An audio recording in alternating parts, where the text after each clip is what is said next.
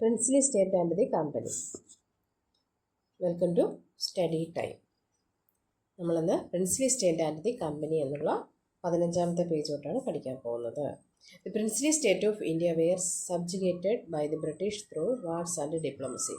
നാട്ടുരാജ്യങ്ങൾ ഇന്ത്യയിലെ പരസ്പരം വിഭജിച്ച് നിന്നിരുന്ന അല്ലെങ്കിൽ പരസ്പരം പോരടിച്ച് നിന്നിരുന്ന ഇന്ത്യയിലെ നാട്ടുരാജ്യങ്ങളെ തങ്ങളുടെ ഭരണത്തിന് കീഴിൽ ബ്രിട്ടീഷ് ഈസ്റ്റ് ഇന്ത്യ കമ്പനി കൊണ്ടുവന്നത് യുദ്ധങ്ങളിലൂടെയും ഡിപ്ലോമസി നയതന്ത്രങ്ങളിലൂടെയുമാണ്. ഏതിലൂടെയാണ്? യുദ്ധങ്ങളിലൂടെയും വാർസിലൂടെയും ഡിപ്ലോമസി നയതന്ത്രത്തിലൂടെയുമാണ് തങ്ങളുടെ കീഴിൽ കൊണ്ടുവന്നത്. അതെങ്ങനെയാണെന്ന് നമുക്കിനി എക്സാമിൻ ചെയ്യാം. The Anglo Mysore wars were fought between the southern princely state of Mysore and the English East India company.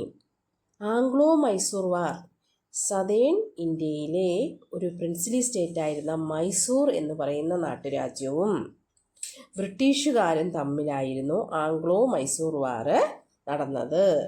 അപ്പോൾ ആംഗ്ലോ എന്ന് പറയുമ്പോൾ നമുക്കറിയാം അതാരെ ഇൻഡിക്കേറ്റ് ചെയ്യുന്നു? അത് ഇംഗ്ലീഷുകാരെയാണ് നമ്മൾ പറയുന്നത്. ആംഗലേയ സാഹിത്യം എന്നൊക്കെ മലയാളത്തിൽ കേട്ടിട്ടില്ലേ?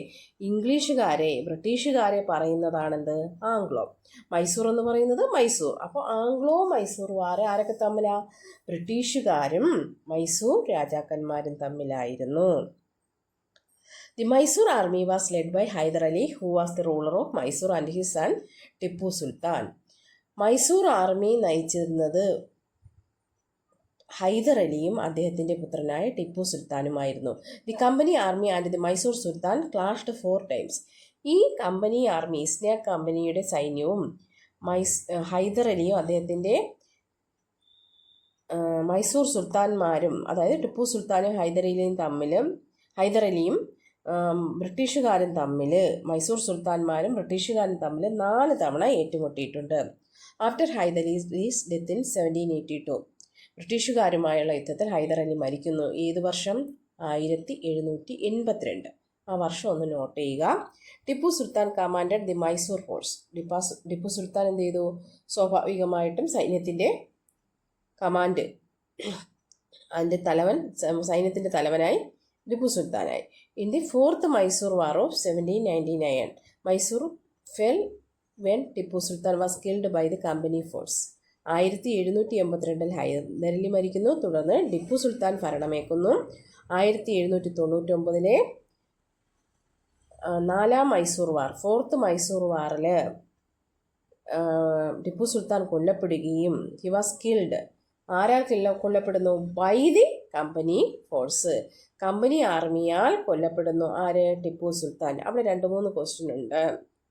ചെറിയ 1 വേർഡ് ക്വസ്റ്റ്യനും ഉണ്ട്, അല്ലാതെ ഷോർട്ട് ആൻസർ ക്വസ്റ്റ്യനും ഉണ്ട്. ടിപ്പു സുൽത്താൻ്റെ മരണം എന്നായിരുന്നു? 1799. അല്ലെങ്കിൽ 4th മൈസൂർ വാറിൽ ആരാണ് പരാജയപ്പെട്ടത്? ടിപ്പു സുൽത്താൻ കമ്പനി ആർമി കൊല്ലുകയാണ് ഉണ്ടായത്. ഹൈദർ അലിക്ക് ശേഷം മൈസൂർ എന്ന് പറയുന്ന പ്രിൻസ്ലി സ്റ്റേറ്റിൻ്റെ ആർമിയുടെ കമാൻഡൻ്റായി ആര് ചുമതലയേറ്റു? അദ്ദേഹത്തിൻ്റെ പുത്രനായ Tipu Sultan. The Anglo Maratha wars were fought between the English East India company and the Maratha kingdom. അപ്പോൾ മൈസൂറും ഈസ്റ്റ് ഇന്ത്യ കമ്പനിയും തമ്മിലുള്ള യുദ്ധത്തിൽ ടിപ്പു സുൽത്താൻ്റെ മരണശേഷം മൈസൂർ എന്ന രാജ്യത്തിൻ്റെ ഭരണം ആർക്ക് കിട്ടി? ഇംഗ്ലീഷുകാർക്ക് കിട്ടി. ഇനി അടുത്തത് ആംഗ്ലോ മറാത്ത വാർസ്. അപ്പോൾ ആംഗ്ലോ എന്ന് പറയുന്ന ബ്രിട്ടീഷുകാരും, ഇനി മറാത്ത എന്ന് പറയുന്ന മറാത്ത രാജവംശവുമായിട്ടുള്ള യുദ്ധമാണ്. മറാത്ത കിങ്ഡവുമായിട്ടുള്ള യുദ്ധമാണ് Anglo Maratha wars. With the 3rd Anglo Maratha wars, the Maratha territories came under the British control.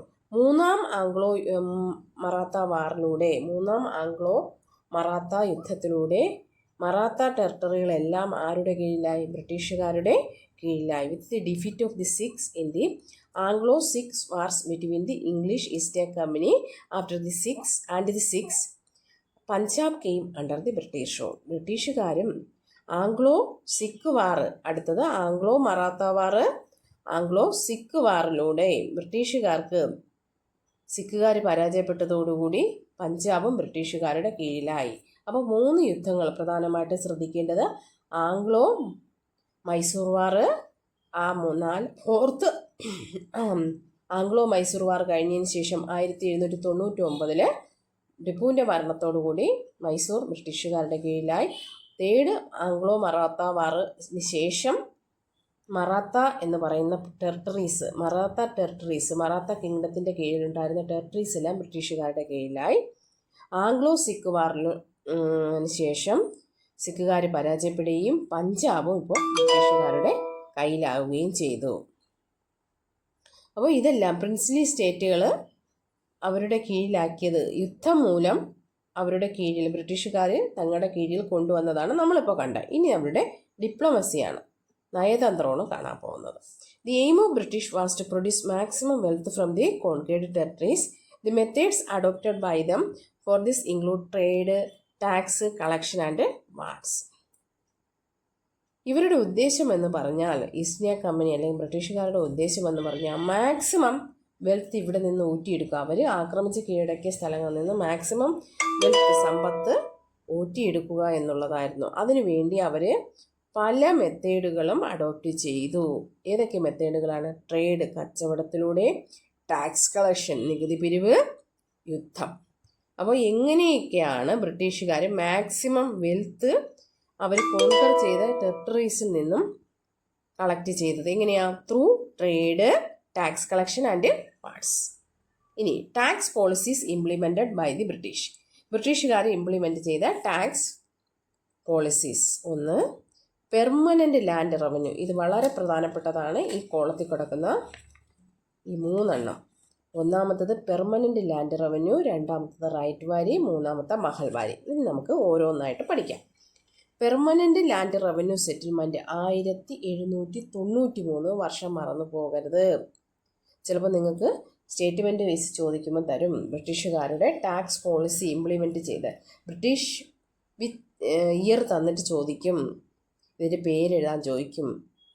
Tax policy implemented by the British in the year 1792 in Bengal territory. Bengal ഭാഗത്ത്, ബംഗാൾ, ബീഹാർ, ഒറീസ ഭാഗത്ത് ബ്രിട്ടീഷുകാർ 1793 ഇംപ്ലിമെൻറ്റ് ചെയ്ത ടാക്സ് പോളിസി ഏതാണ്? Permanent land revenue settlement. അതിന് വർഷം അറിയണം.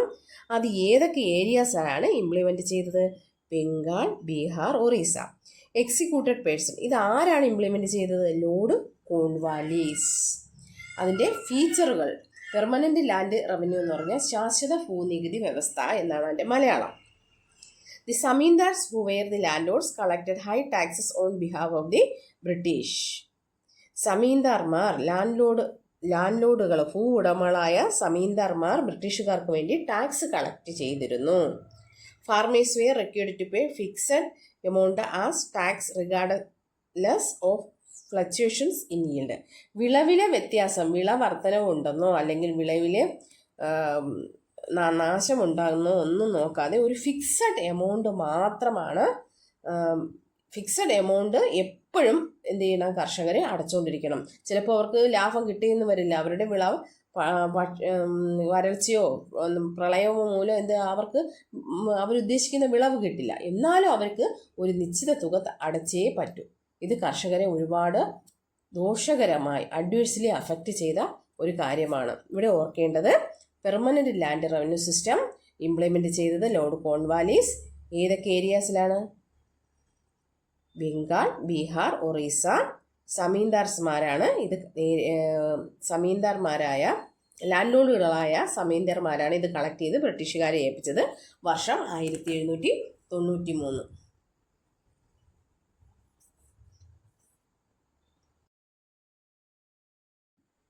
അടുത്ത tax പോളിസിയാണ് right വാരി സിസ്റ്റം.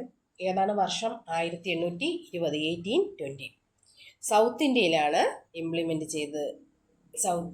സൗത്ത് ഇന്ത്യയിലും ഡെക്കാൻ പ്രദേശത്തുമാണ് റൈറ്റ് വാരി സിസ്റ്റം ഇംപ്ലിമെൻറ്റ് ചെയ്തത്. സൗത്ത് ഇന്ത്യയിലാണെങ്കിൽ ഇംപ്ലിമെൻറ്റ് ചെയ്തത് തോമസ് മൺറോയും, ഡെക്കാൻ റീജിയനിലാണെങ്കിൽ അലക്സാണ്ടർ റീഡുമാണ് ഈ റൈറ്റ് വാരി സിസ്റ്റം ഇംപ്ലിമെൻറ്റ് ചെയ്തത്. അപ്പോൾ ചോദിക്കും, സൗത്ത് ഇന്ത്യയിലും ഡെക്കാണിലും റൈറ്റ് വാരി സിസ്റ്റം ഇംപ്ലിമെൻറ്റ് ചെയ്ത ആൾക്കാരുടെ പേര് ആരാണ്? സൗത്ത് ഇന്ത്യയിൽ തോമസ് മൺറോയും ഡെക്കാണിൽ അലക്സാണ്ടർ റീഡും. അല്ലെങ്കിൽ ഇങ്ങനെയും ചോദിക്കാം, സ്റ്റേറ്റ്മെൻ്റ് ആയിട്ട് ചോദിക്കാം, അല്ലെങ്കിൽ ഇത് മൂന്നും കൂടെ ഒന്നിച്ചും ചോദിക്കാം. എങ്ങനെ വേണം ചോദിക്കാം, വളരെ പ്രധാനപ്പെട്ടതാണ്. സൗത്ത് ഇന്ത്യയിലും ഡെക്കാൻ പ്രദേശത്തും ഇംപ്ലിമെൻ്റ് ചെയ്ത ടാക്സ് പോളിസി ഏതാണ് റൈറ്റ് വാരി സിസ്റ്റം. 1820 വർഷം. ഇതിൻ്റെ പ്രത്യേകതയാണ് പറയുന്നത്. Peasants were considered as landlords. കർഷകരെ ഉടമകളായിട്ട് കണക്കാക്കിയിരുന്നു. The British collected tax directly from the farmers. ബ്രിട്ടീഷുകാർ ടാക്സ് ഡയറക്റ്റ് ആയിട്ട് കളക്ട് ചെയ്തിരുന്ന ഒരു രീതിയായിരുന്നു റൈറ്റ് വാരി സിസ്റ്റം. അപ്പോൾ ഇങ്ങനെ ചോദിക്കാം, which system is implemented by the British tax directly from the farmers. ഏത് സിസ്റ്റമാണ് ടാക്സ് ഡയറക്ട്ലി ഫാർമേഴ്സിൽ നിന്ന് കളക്ട് ചെയ്യുന്ന രീതിയിൽ ബ്രിട്ടീഷുകാർ ഇംപ്ലിമെൻറ്റ് ചെയ്തതാണ് ryotwari system. Next mahalwari system 1822. North India, central India, Punjab. അപ്പോൾ ഇത് ഇംപ്ലിമെൻറ്റ് ചെയ്ത റീജിയൻസ് എന്ന് പറയുന്നത് north India, central India, Punjab. അപ്പോൾ അവിടുത്തെ ക്വസ്റ്റ്യൻ ഏതാ? North India, central India, Punjab. Holt Mackenzie's ആണ് ഇംപ്ലിമെൻറ്റ് ചെയ്തത്. The village was treated as a unit and tax was collected.